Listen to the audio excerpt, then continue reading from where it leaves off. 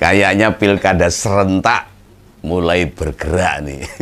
Agenda pilkada memang masih lama. Namun di beberapa wilayah sudah mulai kedengaran suaranya. Wah, mulai ada relawan, ada yang melakukan pemilihan, penjaringan dan sebagainya. Mulai kedengaran nih.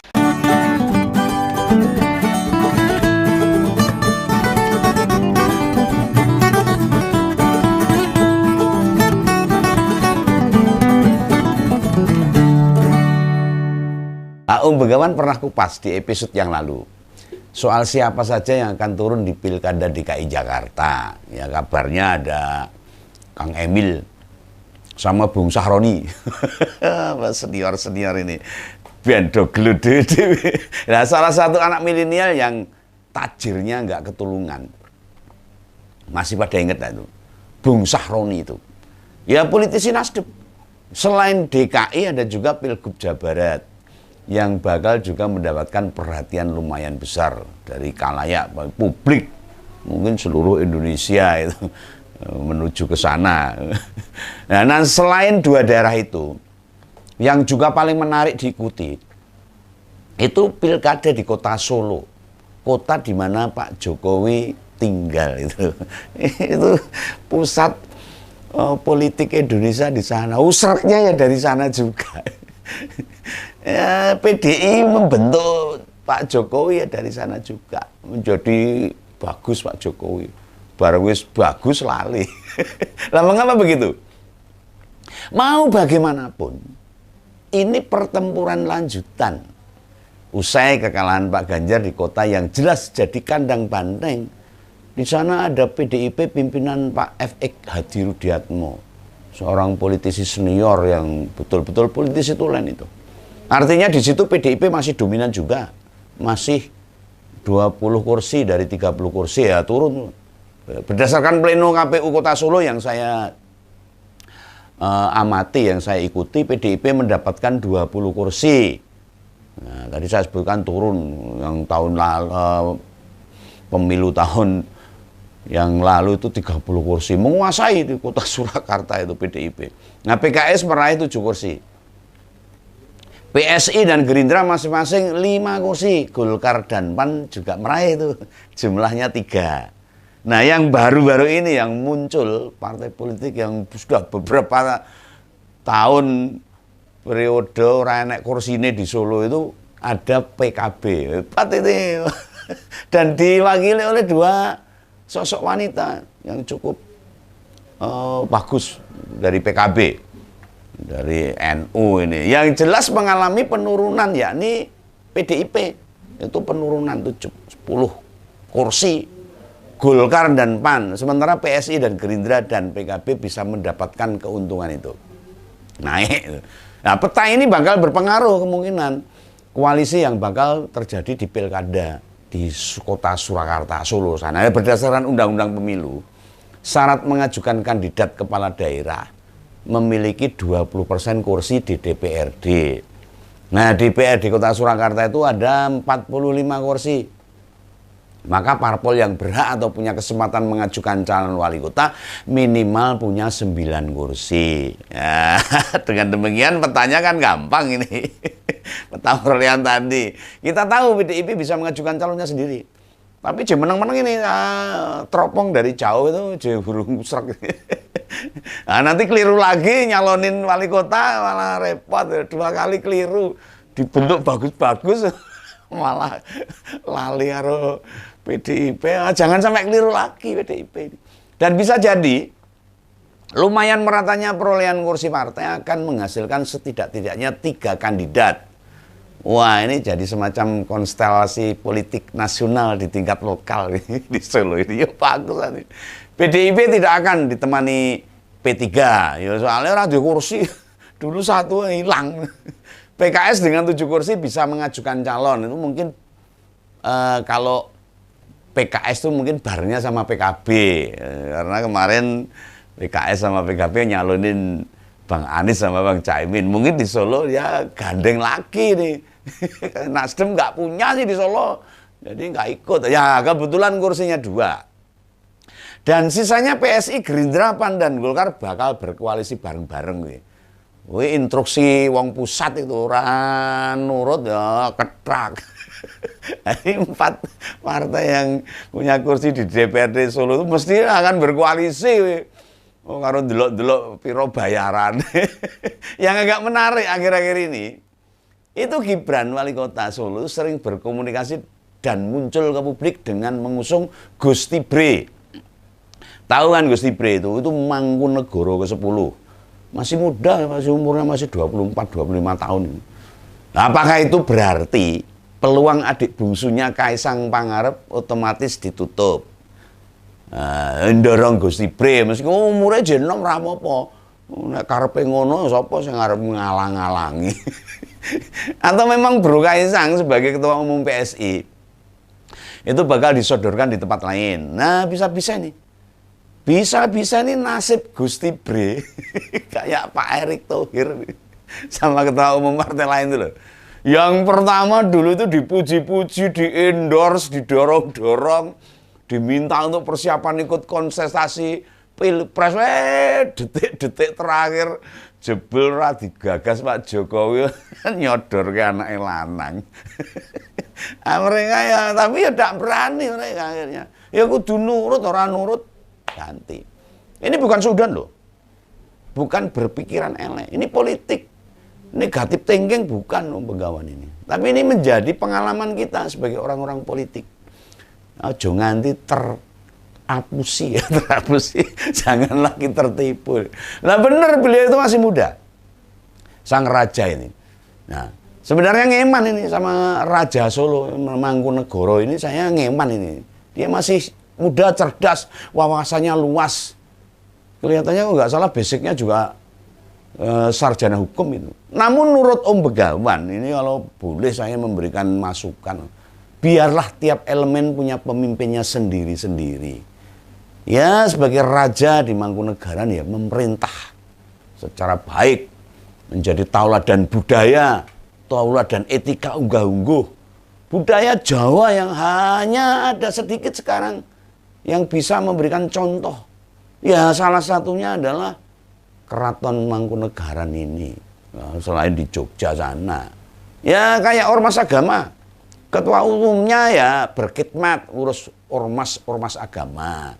Nggak ditarik-tarik ke politik, mau rusak agama ditarik yang paling politik terus. Agama itu sesuatu yang baik, yang sopan, yang runtut. Wah, politik dungsang karuan ada fitnah, ada mau bertolak belakang. Nah, organisasi pengusaha misalnya, entah Kadin, Apindo, Aprindo, HIPMI dan lain sebagainya, ya biar fokus di sana. Nah termasuk diseret-seretnya Gusti Bre ke urusan politik, itu bagi Om Begawan sebagai seorang pemimpin di Mangkunegaran loh. Beliau itu pasti punya kebijakan, kedewasaan, yang ranahnya bukan ranah administratif secara pribadi. Biar Gusti berada di ruang spektrum yang lebih luas, yang lebih bijaksana, memberi pengaruh lebih besar. Berkarya kasanah kehidupan masyarakat Solo Raya, khususnya di kota Surakarta, yang sekarang sudah jauh. Kita cari orang sopan yang angel. Orang yang punya dedikasi, yang punya unggah-ungguh etika angel. Lah pemimpin-pemimpin ini orang duwe etika. Nah ini Mangkunegaran ini jadi salah satu rujukan kita sebagai orang masyarakat timuran, orang timur, orang Jawa. Budaya mereka menjadi rujukan kita. Nah, khususnya di Solo dan Jawa Tengah. Bahkan nasional itu. Kalau budaya Keraton Mangkunegaran ini, pemimpin informal kayak beliau itu, janganlah diseret-seret ke politik praktis lah. Ke hal-hal yang memang itu bukan ranah para raja. Zaman memang sudah berubah, namun tidak semua elemen kita paksa. Didudukkan atau mesti tunduk kepentingan-kepentingan jangka pendek. Yang lain dengan daerah istimewa Yogyakarta, yang akhirnya Hamengkubuwono harus jadi gubernur DKI, karena memang undang-undangnya sudah disahkan. Di Solo janganlah. Justru bila Mangkunegoro ke-10 masih tetap berada di tahtanya, beliau bakal jadi duta budaya, mempromosikan kebudayaan atau nilai-nilai luhur tanpa dibatasi atau diribeti urusan-urusan administratif. Lah Solo sebagai kota yang tidak cukup luas loh, kecil Solo itu 5 kecamatan toh. Yang saya tahu itu sudah memunculkan nama-nama lain selain Gusti Bril. Lah monggo, nama lain itu yang disodorkan, dibahas, dipertarungkan. Nah tapi gini loh, sebelum menyebut apakah si A, si B, si C atau siapapun nanti layak, rakyat harus dibiasakan bicara. Tokoh seperti apa yang dibutuhkan kota Solo, jangan kayak kemarin. Nah untuk menjawab tokoh seperti apa harus digali dulu. Apa tantangan terbesar kota Solo di masa depan? Nah tantangan-tantangan itu mesti dieksplor, dibedah, dikupas, lantas disusun berdasarkan skala prioritas. Lah bila sudah ketemu, nah kita uji itu para kandidat yang sudah muncul, baik tokoh akademisi mau tokoh politik, mau pengusaha dan sebagainya. Atau nama-nama yang sudah muncul tadi yang saya sebutkan, apa ide mereka menjawab kemungkinan-kemungkinan masalah yang akan hadir dengan kebutuhan masyarakat kota Surakarta, masalah-masalah yang ada di kota Surakarta. Memilih atau setidaknya mempertimbangkan siapa orang yang layak. Itu dasarnya. Lah masa urung dibahas apa-apa problem mendasarnya apa nyebut-nyebut jeneng wong. Lah ya nek cocok lah nek enggak. Om Begawan sih tahu siapa di Solo ini. Orang-orang oportunis, saya apal seluruh tokoh-tokoh politik di Solo aku apal dan paham, termasuk relawannya. Sopo kuwi wonge sopo, apal nah ini. Yang mencoba nyolong start ya tahu. Disi muji-muji orang yang ngerti. Yang hanya golek-golek ya saya tahu. Supaya nanti bila orang yang dipuji itu kepilih, mereka bisa ikut mulya. Biasanya wong oportunis yo golek-golek, banyak pengangguran. Lah padahal dulu awal Pak Jokowi mau dicalonkan, Om Begawan sering bersamanya. Saya perkenalkan di kecamatan misalnya, Lesean, ini calon wali kota Surakarta. Bareng sering berdiskusi sama beliau. Begitu wis dadi wali kota, gubernur, bahkan sekarang presiden. Ya masalah aku tetap ngene wae.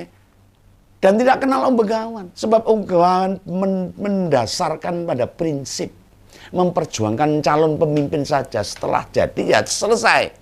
Tidak minta apa-apa. Yang diperjuangkan Om Begawan itu nilai-nilainya. Ora wongit dadi terus aku njaluk. Sorry. Bukan sifat Om Begawan ini. Bukan individunya yang saya perjuangkan.